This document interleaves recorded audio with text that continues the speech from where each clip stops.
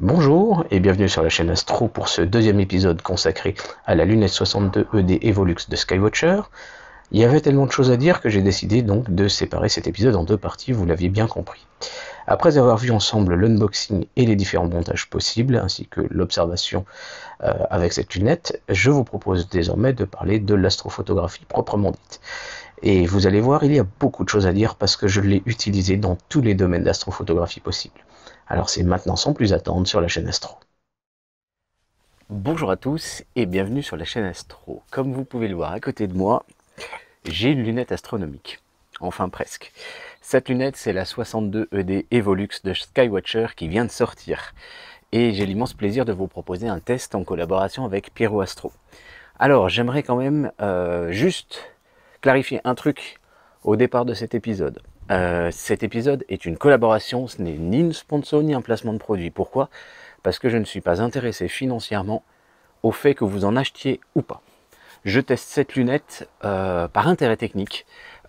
Justement, vous avez à côté de moi aussi et à côté la 61 EDPH que vous connaissez puisque je l'ai testé sur la chaîne.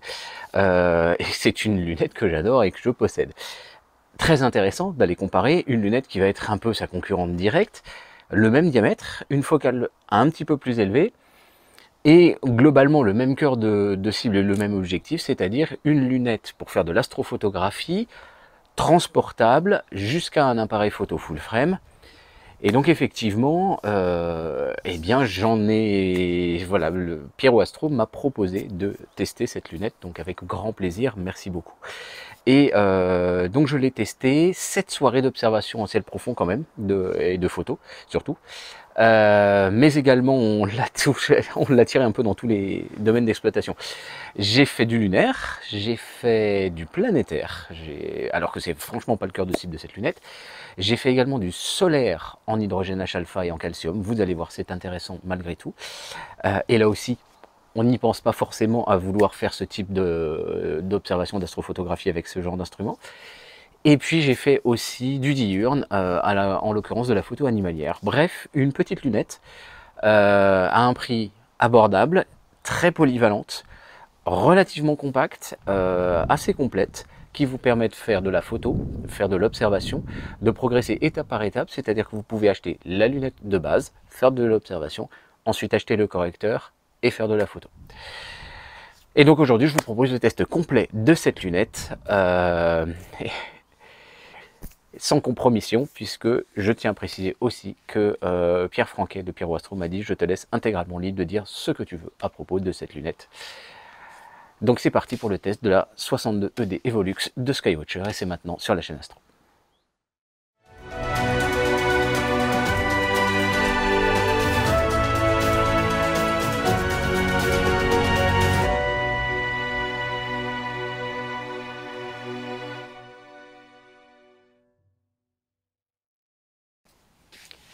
Alors bien évidemment, cette lunette, vous allez vouloir l'observer, enfin l'utiliser pour faire de la photo et de l'observation du ciel profond. Alors en observation, j'ai fait de l'observation visuelle avec, franchement, on en a pour son argent et sans problème. Vraiment, très belles images en observation. Il n'y a pas, voilà, on la met pas en défaut. Elle est vraiment très bonne en observation par rapport au diamètre qu'elle a. C'est-à-dire elle a 62 mm de diamètre, elle est excellente pour une lunette de 62 mm de diamètre, pas de souci. En astrophoto, je vous montre par exemple les Pléiades. Alors là, c'était une séance assez courte, 31 photos, donc 15 minutes de pause. Et vous voyez le résultat, alors un tout petit peu bruité, ce qui est tout à fait normal dans cette situation. Mais des belles couleurs, on commence à découvrir les IFN. Vous voyez qu'on est très bien corrigé jusque sur les bords. Donc là c'est avec un STS défiltré Astrodon. On notera quand même que je me suis pas pris la tête, j'ai juste mis la bague point barre. Je pense qu'avec un slicer on serait vraiment encore plus proche de la perfection au niveau des coins, mais très sincèrement elle s'en sort très très bien. On notera quand même que les étoiles sont entourées d'un halo, qu'on appelle du sphérochromatisme, qui là, dans le cadre de cette photo, est tout à fait bien parce que ça permet de montrer la luminosité intrinsèque des étoiles, à défaut d'avoir des aigrettes justement. Voilà, moi j'aime bien les aigrettes, mais là en l'occurrence, sur une lunette, ce à quoi s'attendre, c'est justement ce type de résultat, et franchement le résultat est très sympa. Alors, une deuxième photo qui n'est pas la plus avantageuse par rapport à cette lunette, mais je vais d'abord vous montrer les photos, on va dire, qui sont un peu les moins intéressantes, et puis on va aller vers les photos vraiment qui tabassent le plus. M51, M101, la galaxie du Moulinet. Vous pouvez voir quand même un peu un sphérochromatisme bleu sur les étoiles, mais vous le retrouvez aussi sur les étoiles plus orangées. C'est un peu normal dans le sens où, dans le traitement que j'ai réalisé, alors je n'ai pas fait de réduction de bruit, je tiens à le préciser, j'ai voulu vraiment rendre compte aussi de la quantité de lumière par rapport à la quantité des pauses. Donc là, en l'occurrence, c'était 125 x 30 secondes, donc on est un peu plus d'une demi-heure. Et là-dessus, effectivement, dans la façon de traiter mes photos, je fais mes flats et je fais, au niveau de l'application des flats, je ne fais pas de normalisation des flats. Et du coup, l'effet de ça, c'est que mon flat étant un peu jaune, ça surbooste un tout petit peu le bleu, ce qui permet de donner une couleur violacée aux nébuleuses. Et j'aime beaucoup, vu que l'appareil est hyper sensibilisé dans le rouge puisqu'il est défiltré, j'aime bien rebooster un peu le bleu qui est généralement moins sensible, pour donner plus de réalisme à la réalité chimique un peu des nébuleuses. Mais du coup, sur des étoiles, eh bien, on a un peu plus de bleuté qui apparaît autour. Et du coup, il faut donner une explication technique à ça, donc je vais vous la donner. L'explication technique, vous la trouvez ici. Donc, on a dit c'est un doublet apochromatique espacé d'air. Donc, en fait, la courbe de cette correction, c'est celle-ci. Explication. En fait, une lunette a sa lentille et elle vient faire converger la lumière vers le plan focal, même si, et qu'il y a un correcteur, bon, ça permet juste d'avoir un plan focal plan. Mais le fait de dévier la lumière par principe de réfraction, eh bien, il y a des rayons qui sont plus, si vous voulez, l'angle n'est pas le même en fonction de la longueur d'onde de la lumière. Il est plus élevé quand on est dans le bleu que dans le rouge. Donc, la conséquence de ça, si je ne me trompe pas, la conséquence de ça, c'est que si vous prenez une seule lentille, c'est le trait bleu que vous voyez là, vous voyez qu'on a un focus error dans le bleu à 400 nanomètres, qui est plus important par rapport à 700 nanomètres ici, donc dans le rouge proche infrarouge. Et après, c'est donc l'infrarouge proche. Donc sur une lunette à une seule lentille, on a une erreur de focalisation qui est celle-ci. Sur une lunette doublet, c'est plutôt cette forme-là. Là-dessus, du coup, on arrive à avoir une bonne correction dans le rouge jusqu'à du vert. Là, on arrive à quelque chose qui est plutôt assez contraint, assez limité, c'est plutôt pas trop mal.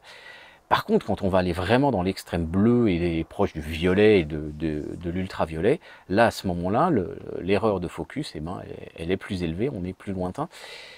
Et donc, du coup, effectivement, ce sphérochromatisme autour des étoiles va commencer à apparaître sur des étoiles à forte dominance bleue. Quand vous avez un triplet apochromatique, eh bien, c'est la courbe orange que vous voyez là. Vous voyez qu'on a quelque chose déjà d'un peu mieux. Alors, dans le bleu, on est un peu en avance, là. Et par contre, après ça, on est quand même relativement restreint. Donc, si vous regardez sur la plage visible, de 700 à 400, on a un focus error qui est beaucoup plus faible. Et après, les quadruplets apochromatiques, eh bien là, vous voyez qu'on est d'autant plus propre. Alors, on a beau effectivement utiliser un verre qui est de bonne qualité, du FPL 53, la correction, finalement le focus de l'image en fonction de la longueur d'onde n'est pas tout à fait le même. Ça fait partie des limites inhérentes. La 80 ED, la 82 ED Skywatcher Evolux a le même type de problématique. Dans ma façon de le traiter, je surbooste le phénomène, c'est vrai, il faut être honnête de le dire, mais néanmoins, c'est là où va se situer un petit peu la limite de cette lunette. Donc si on revient à notre photo, effectivement, les étoiles bleutées apparaissent quand même avec un bleu qui est quand même assez prononcé. Et donc là, il faudra voir à ne pas être trop violent au niveau notamment de la gestion de la saturation des couleurs. On continue avec la galaxie de M51, donc la galaxie Whirlpool. On peut voir qu'on a quand même des détails. On est sur une galaxie qui est toute petite. Je vous rappelle qu'on a 370 mm de focale, 400 x 0,9. 370 mm de focale, d'arriver à sortir ça, c'est quand même franchement sympa. On pourrait bien évidemment, là j'étais avec un A7S, on pourrait essayer de pousser un peu plus la résolution. Et donc pour faire ce test-là, eh bien j'ai voulu faire M13, mais cette fois avec le Sony A7R II, dont les photosites sont plus petits, font 4,5 micros contre 8,5. Et donc voilà ce que j'arrive à sortir sur M13. Alors vous voyez que le sphérochromatisme sur les étoiles très lumineuses est quand même important, mais par contre sur les étoiles peu lumineuses, il n'y a aucun problème. Là aussi, je le répète, alors cette photo-là, je l'ai faite sans fichier de calibration. Pas de dark, pas d'offset, pas de flat. Donc là, on est vraiment sur un brut de ce qu'a capturé le capteur, et on voit quand même bien le sphérochromatisme dans le bleu. Et par contre, j'ai boosté un petit peu les couleurs normalement avec une transformation arc-sinus hyperbolique. Hein, voilà. Il faut quand même le dire. Mais voyez, par contre, qu'elle ne manque pas de résolution, elle ne manque pas de définition. Vous voyez que les petites étoiles de l'amas globulaire sont franchement bien piquées, bien belles, ce qui nous montre qu'elle a quand même une vraie belle qualité optique. Alors j'ai voulu photographier la galaxie d'Andromède avec un Sony A7S défiltré Astrodome, plus sensible dans le rouge et le proche infrarouge. Voilà ce que donne la galaxie d'Andromède. On arrive à clairement un beau signal. Les étoiles sont très présentes, effectivement, il faudrait trouver moyen, peut-être avec une réduction d'étoiles, de les mater un petit peu. On voit qu'on a cette dominante bleue qui est présente autour des étoiles. Alors quand on regarde vraiment en crop capteur, c'est pas choquant. Quand on regarde avec une vue plus globale, là les étoiles reprennent de l'importance. Donc voilà, c'est quelque chose qui est un petit peu à noter. Peut-être qu'avec une déconvolution assez intelligemment traitée, on pourrait diminuer l'effet. Il y a peut-être des moyens de faire le traitement. Mais je répète que ma façon de faire les flats a plutôt tendance à amplifier un peu le phénomène. Et vous voyez qu'on a du beau résultat. Alors j'étais pas très satisfait du rendu de couleur du coup de la galaxie, parce qu'on a tendance à montrer son tour bleuté, avec son centre plutôt jaune. Mais là, si je fais un boost du bleu, vous voyez que mes étoiles elles deviendraient catastrophiques. En réalité, ça s'explique aussi par le fait que mon appareil photo est défiltré. Et j'ai donc refait une autre photo, cette fois avec un A7S non défiltré. Et là, on peut voir que c'est beaucoup plus soft. Donc, on a toujours cette dominante bleue au niveau des étoiles, mais elle est quand même beaucoup plus faible. Et on commence à avoir plus de subtilité de couleur, mais on ne pourra pas booster à mort les couleurs dessus. Sauf éventuellement à faire des flats avec une normalisation des flats qui permettra de ne pas trop surbooster les étoiles. Peut-être que ça aidera. Mais en tout cas, vous voyez le rendu, le signal que l'on peut accumuler. Alors là-dessus, j'étais à 93 fois 30 secondes. Donc on est à 45 minutes à peu près d'exposition, et vous voyez que l'image a vraiment du signal. On capte du photon avec cette lunette, il n'y a absolument pas de souci. Alors je vous l'ai dit, cette lunette 62 ED, elle n'a pas beaucoup de focale. Donc pour des petites cibles, c'est pas forcément son cœur de métier. Par contre, il y a quand même un truc intéressant à dire. Prenez par exemple la nébuleuse de l'Alter M27. À défaut de pouvoir la résoudre vraiment bien, on peut la montrer dans un écrin qui est assez sympa. Un peu d'immensité de l'univers, et j'aime beaucoup cette photo parce que vous voyez vraiment la richesse de la Voie lactée avec une zone de nébuleuse obscure, avec des diversités de couleurs des étoiles. Vous voyez que sur cette photo, le sphérochromatisme n'est pas gênant du tout. Sincèrement, il y a une diversité des couleurs des étoiles qui est très sympa. Et pourtant j'ai tiré quand même pas mal sur le signal. Et puis on reconnaît notre nébuleuse avec sa petite étoile centrale. Bon, forcément, là, on commence à aller toucher un petit peu la limite de la définition de la lunette. On pourrait faire le test avec un Sony A7R II ou un appareil qui a des plus petits photosites qu'un A7S. Mais vous voyez que le résultat, cet écrin-là, est vraiment super sympa. Moi, j'aime beaucoup cette photo, qui est une présentation originale et différente de ce dont on a l'habitude pour la nébuleuse de l'Alter. Dans la série des petites cibles dans leur contexte, on peut vous montrer M22. Un très bel amas globulaire dans la constellation du Sagittaire. Et là, vous voyez la densité du champ d'étoiles autour. Là, on est vraiment à l'inverse d'M13 où il n'y a quasiment rien autour. Et là, on a un écrin qui est absolument formidable pour cet amas globulaire. Vous voyez qu'on arrive à bien le résoudre, on arrive quand même à montrer des belles choses. clairement, je suis sur un appareil photo qui a des petits photosites, mais enfin qui a des gros photosites au contraire, pardon. Mais si vous prenez un appareil photo qui a des petits photosites, on l'a vu par rapport à M13, ça sort bien. Et là, vous seriez capable de rendre plus de finesse encore là-dessus.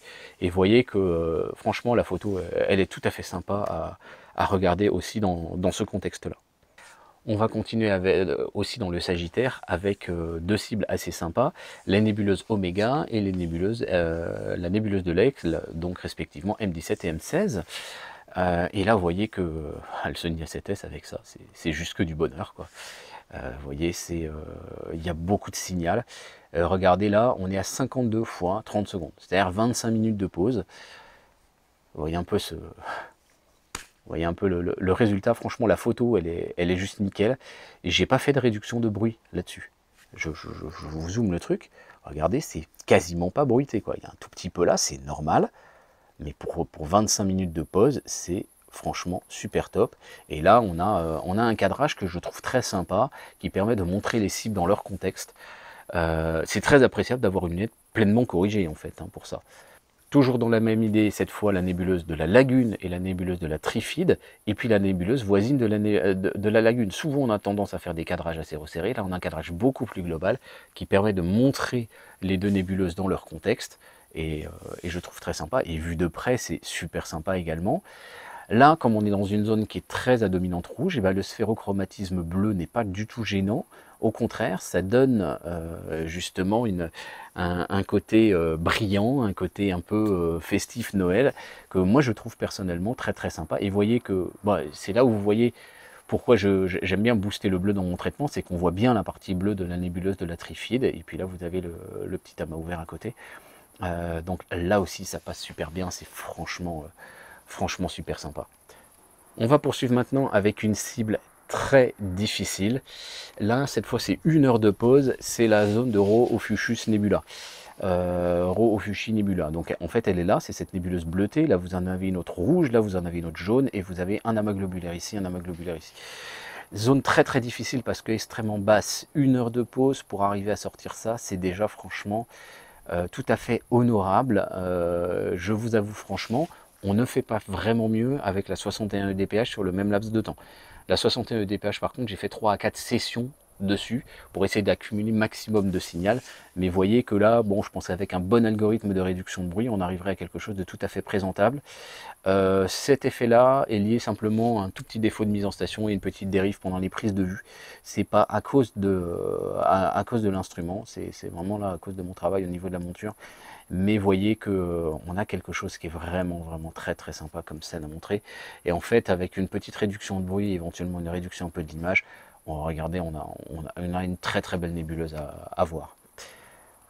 On continue maintenant avec la nébuleuse de l'Amérique du Nord et la nébuleuse Pélican. Donc là, on est beaucoup plus haut dans le ciel.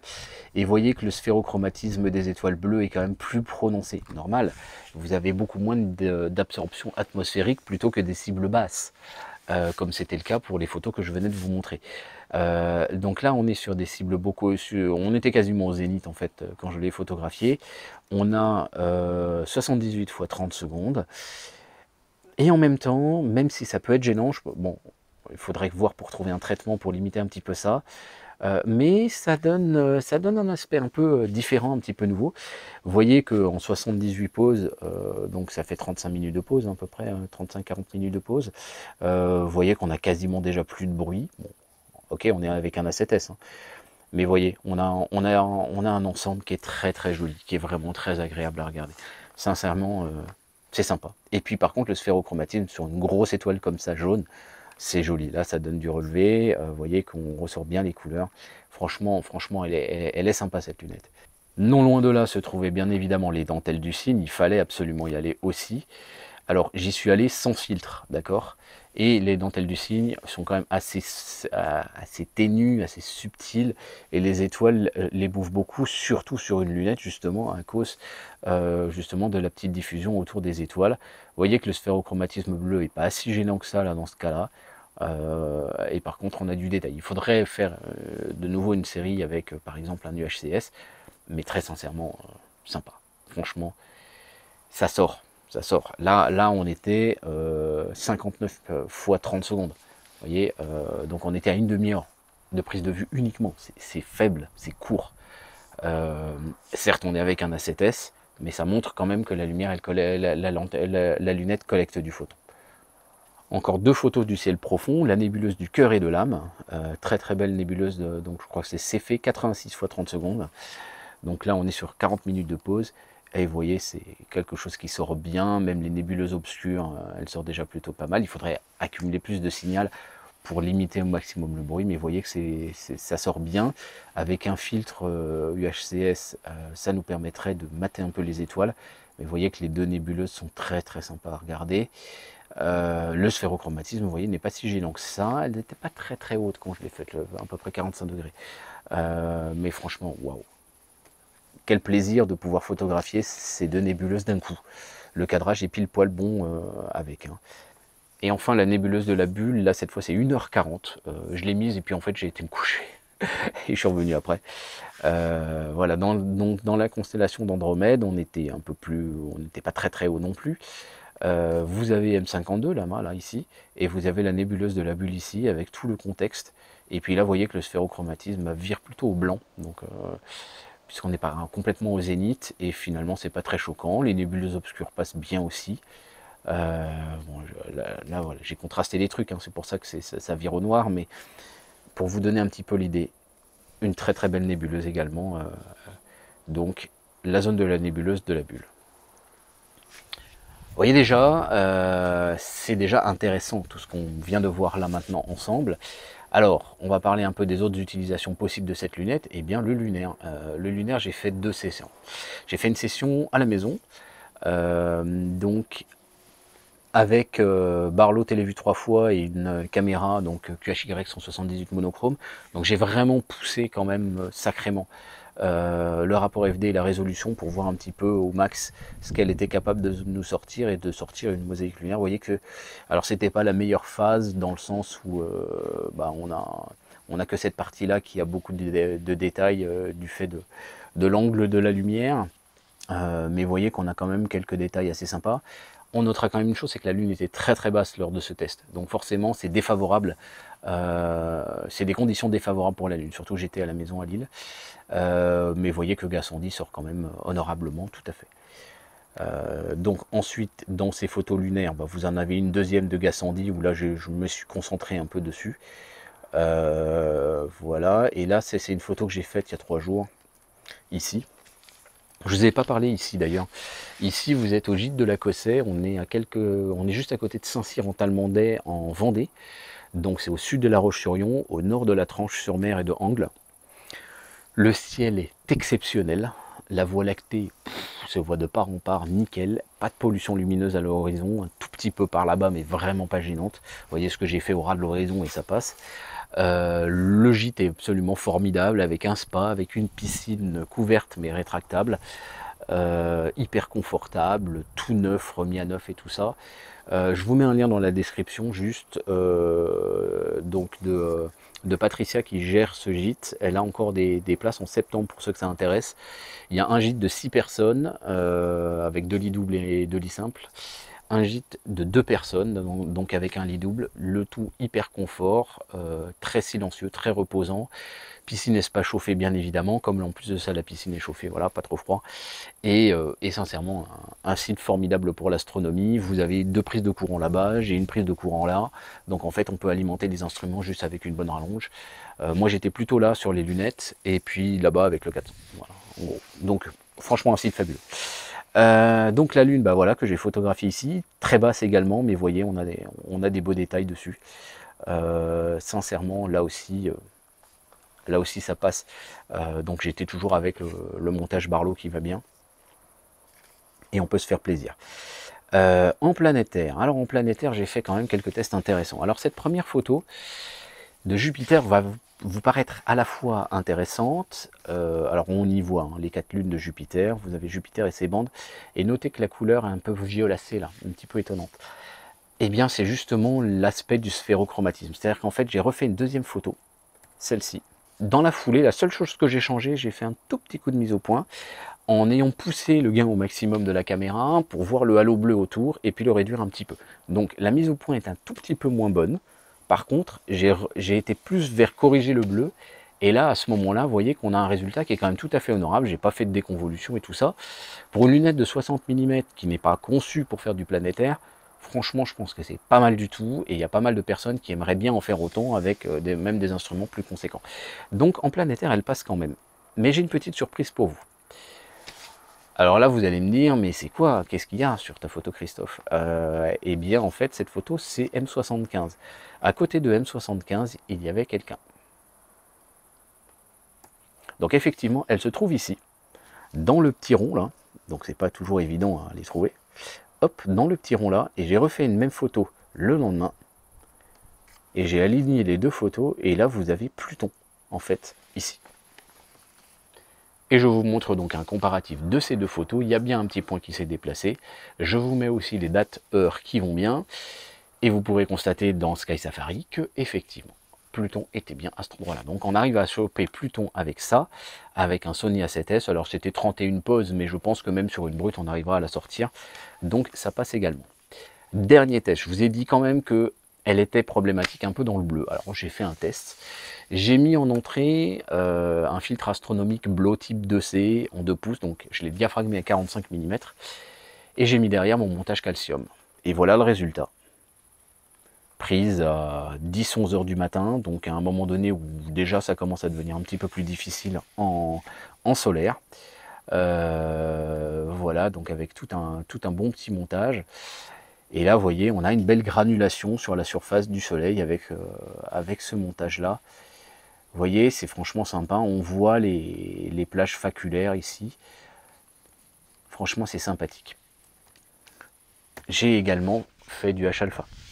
Donc du H-alpha, eh bien, on peut déjà observer la chromosphère du soleil. Donc vous voyez que là, on a une belle région active avec les fils de transition arches, donc les arches de transition de champ magnétique. Voilà, et puis là on a une zone, regardez, on a une très belle protu ici.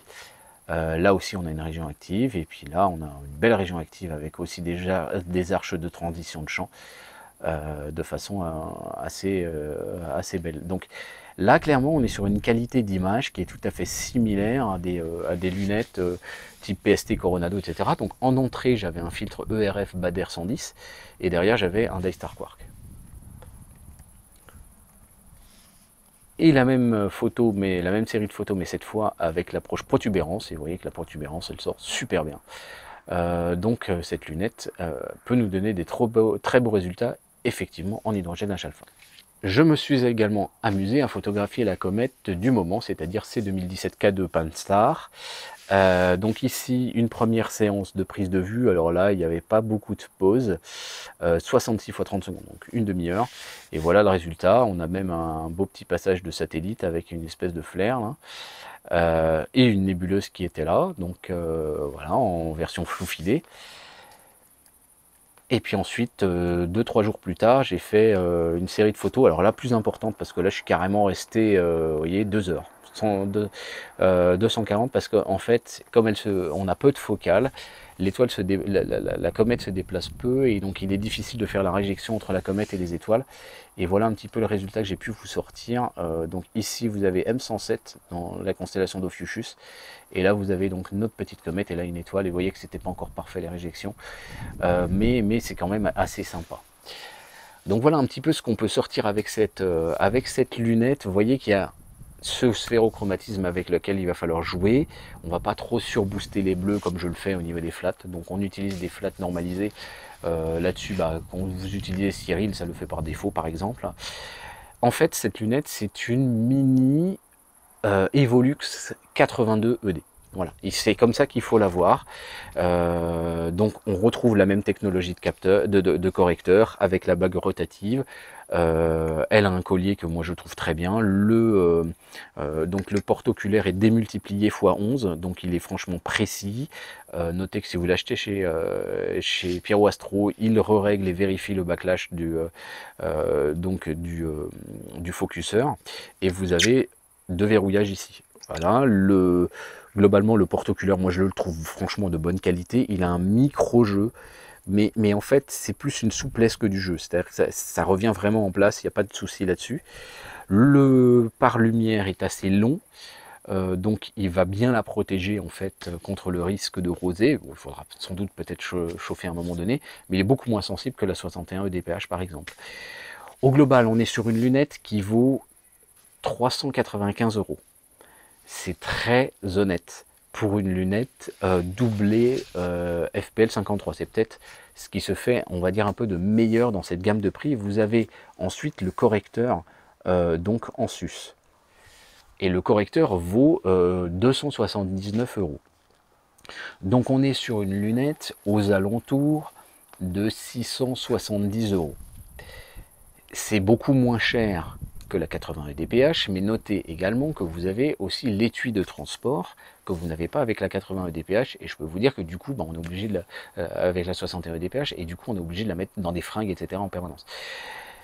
Donc on est sur quelque chose de très honnête, c'est-à-dire que 670 € pour une lunette très bien corrigée sur du full frame, vous avez pu le voir, les coins ils sont propres, qui permettent toute cette gamme d'utilisation que je vous ai montré, de l'observation, de la photo, que ce soit du diurne, de l'animalier, du lunaire, du planétaire, du solaire, du ciel profond, on est sur un instrument qui je trouve est intéressant.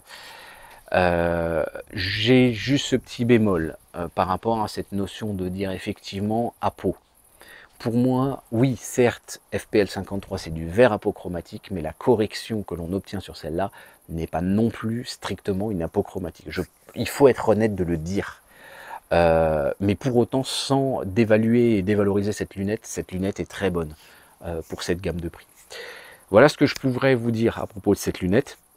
Si vous avez des questions, n'hésitez pas à me les poser, je me ferai une joie d'y répondre, soit dans les commentaires, soit de faire une toute petite vidéo complémentaire.